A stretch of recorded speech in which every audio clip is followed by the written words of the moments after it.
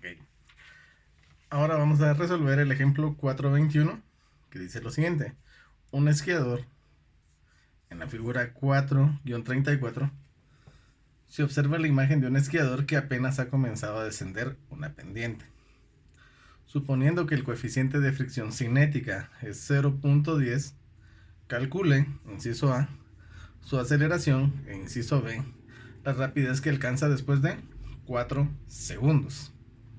Este problema puede ser en principio un poco intimidante porque de alguna manera pareciera que no me dan casi nada de información. Sin embargo, como lo vamos a ir viendo poco a poco, hay mucha más información de la que aparentemente se muestra a primera vista. Analicemos nuevamente lo que decía el problema. Un esquiador que apenas ha comenzado a descender. Cuando me dicen un esquiador que apenas ha comenzado a descender, me están dando un dato. Me dice que su rapidez inicial vale 0 por una pendiente de 30 grados. Me están dando un ángulo de inclinación de 30 grados. Me hablan del coeficiente de fricción cinético. Al darme el coeficiente de fricción cinético, también me están dando a entender que el esquiador se encuentra en movimiento. Y el inciso A me pregunta cuánto vale su aceleración. El inciso B, la rapidez que alcanza después de 4 segundos. Bueno, este es un problema clásico de planos inclinados. ¿Cómo se resuelven estos problemas de planos inclinados? Primero, lo que vamos a hacer es dibujar el plano inclinado. Básicamente es un triángulo. Un triángulo que nosotros podemos suponer de esta manera, donde los 30 grados de inclinación se encuentran acá. Ahora, se supone que nosotros tenemos que realizar nuestro plano, tenemos que realizar nuestro diagrama de cuerpo libre. El problema es que si nosotros dibujamos al esquiador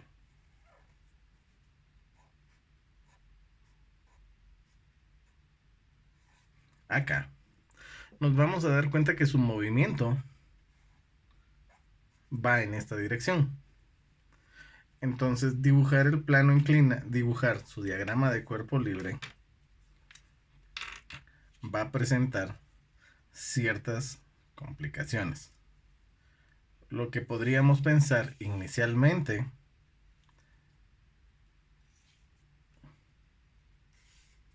es lo siguiente.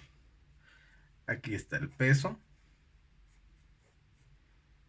pero la aceleración que va a estar experimentando no estaría sobre el eje X o sobre el eje Y. Eso me genera complicaciones. La fuerza normal tampoco iría sobre el eje Y, porque debe de ser perpendicular a la superficie. Entonces significaría que la fuerza normal probablemente iría en esta dirección. Y que la fuerza de fricción, al existir fuerza de fricción, iría contra el movimiento y debiera ser paralela a la superficie. Y la fuerza de fricción iría de esta manera. Me genera una complicación bastante grande porque voy a toparme con que la fuerza normal tiene ángulo, con que la fuerza de fricción tiene ángulo y que incluso la aceleración tiene ángulo.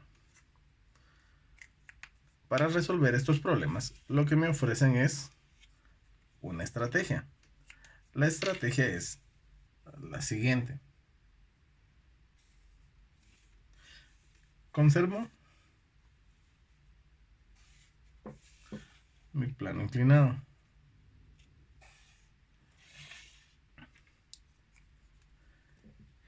El esquiador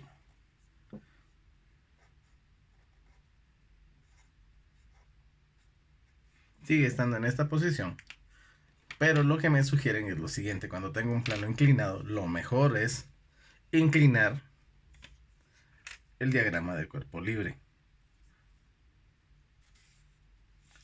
colocándolo de esta manera, donde este es el eje X y este es el eje Y. Ahora veamos qué ventajas tendría al hacer esto. Primero, la fuerza normal ya estaría alineada con el eje Y. Segundo, la fuerza de fricción estaría alineada con el eje X. Tercero, la aceleración también estaría alineada con el eje X, y la única complicación que tendría sería que el peso ahora se convertiría en un vector que tendría componente en X y tendría componente en Y. Acá lo único que hay que tener es presente lo siguiente: el ángulo que nosotros tenemos acá es de 30 grados, pero el ángulo que se va a formar acá es el complemento de este triángulo que tenemos acá. No sé si lo pueden observar, aquí tenemos un triángulo donde si este ángulo vale 30, este ángulo de acá, ¿cuánto va a valer? Seguramente ya lo respondieron ustedes: 60 grados. Porque aquí formaría un ángulo de 90 grados y sabríamos que entonces se trata de un triángulo rectángulo. Entonces, cuando tenemos un plano inclinado, ¿cuál es la estrategia? Bueno, inclinar el diagrama de cuerpo libre de acuerdo a la inclinación del plano inclinado para poderlo trabajar. Bueno, ya tenemos esto, procedamos a resolverlo. Ya sabemos que nuestro diagrama de cuerpo libre debiera ser este. Y este lo que va a hacer es que nos va a generar demasiadas complicaciones. Bueno, ya sabemos esto.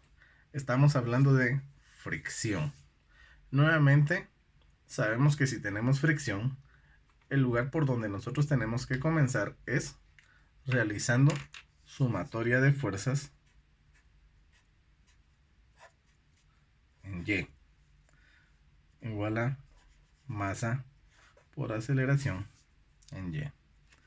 Nosotros sabemos que el esquiador se va a mover en esta dirección, pero en Y no va a tener ningún tipo de movimiento. Por lo tanto, nuestra conclusión acá va a ser la siguiente: la aceleración en Y vale 0 y por lo tanto este producto vale 0. Y solamente voy a tener dos fuerzas: la fuerza normal menos el peso en Y igual a 0. Despejamos y vamos a encontrar que la fuerza normal es igual al peso en Y. Ok, ¿qué significa esa Y? Bueno, continuemos. La fuerza normal sabemos que va a ser igual a masa del esquiador por la gravedad, pero al tener Y, sabemos que nosotros tenemos que usar nuestra función trigonométrica, que es seno del ángulo. Pero ¿qué ángulo es el que voy a usar? Precisamente el que encontramos, el que es de referencia, que se mide desde el eje X hasta el vector, o sea, seno de 60. El problema aquí es que no conozco la masa del esquiador, la gravedad sí la conozco y el seno del ángulo lo podría calcular. Para evitar estar cargando demasiados decimales y demasiada información, en este caso voy a omitir el cálculo y lo voy a dejar solamente como una expresión algebraica. Ahora, ¿qué es lo que vamos a hacer? Bueno, ya sumatoria de fuerzas en Y me dio como resultado que la fuerza normal es igual a masa por gravedad por el seno del ángulo. Bueno, ¿qué vamos a hacer ahora? Sumatoria de fuerzas en X igual a masa por aceleración. Ahora, en X, ¿qué es lo que voy a tener? En X realmente solo voy a tener dos fuerzas, lo que va a provocar que una persona se deslice, que va a ser su peso, ¿sí? El peso en X, y lo estoy poniendo positivo porque, como ustedes se darán cuenta, es lo que va a generar la componente, es la que me va a generar el movimiento, menos la fuerza de fricción igual a masa por aceleración. Bueno, completemos los cálculos. El peso en X sabemos también que es masa por gravedad, pero al ser en X tengo que colocar coseno de 60 menos la fuerza de fricción, y la fuerza de fricción sabemos que es mu sub k en este caso por la fuerza normal, que es masa por gravedad por el seno de 60 igual a masa por aceleración. En este punto nos damos cuenta de algo bien interesante. Toda la ecuación tiene masa, el primer término, el segundo término, el tercer término. Por lo tanto, algebraicamente voy a poder hacer lo siguiente. Voy a poder cancelar masa, masa y masa. Obviamente lo que hice de este lado de la ecuación es que saqué factor común y después eliminé. Si quieren, para que se vea un poco más claro, lo voy a poner de la siguiente manera. Factor común, masa, multiplicado por gravedad, por el coseno de 60, menos mu sub k, por la gravedad, por el seno de 60,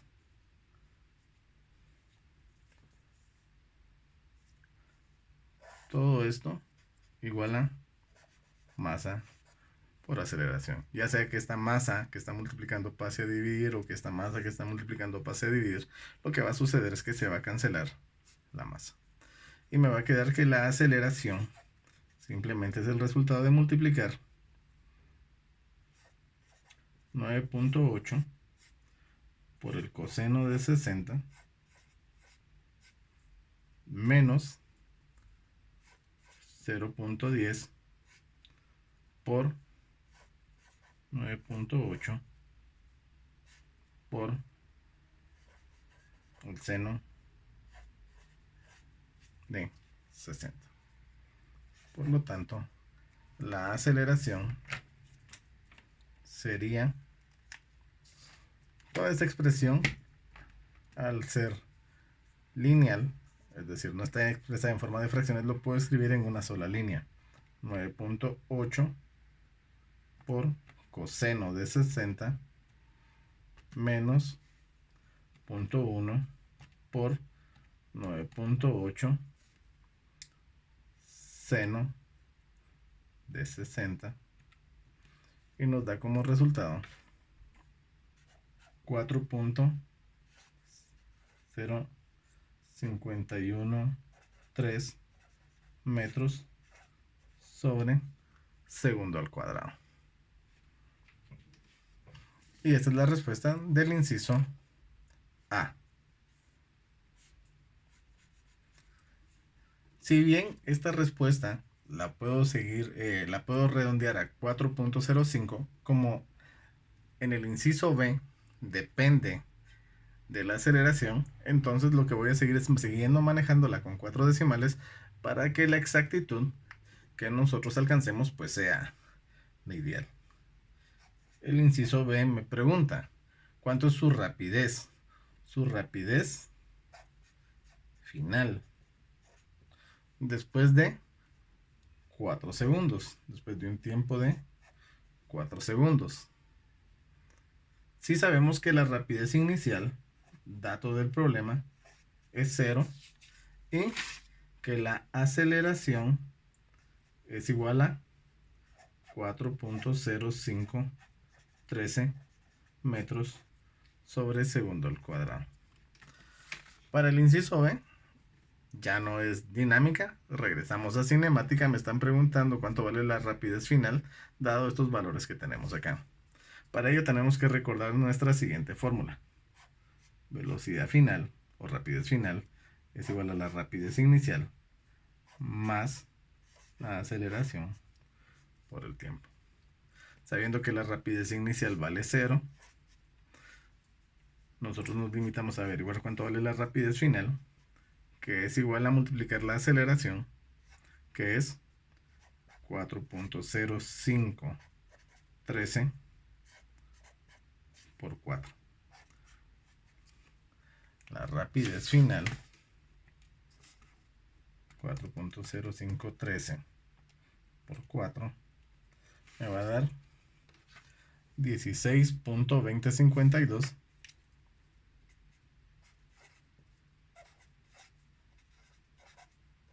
metros sobre segundo.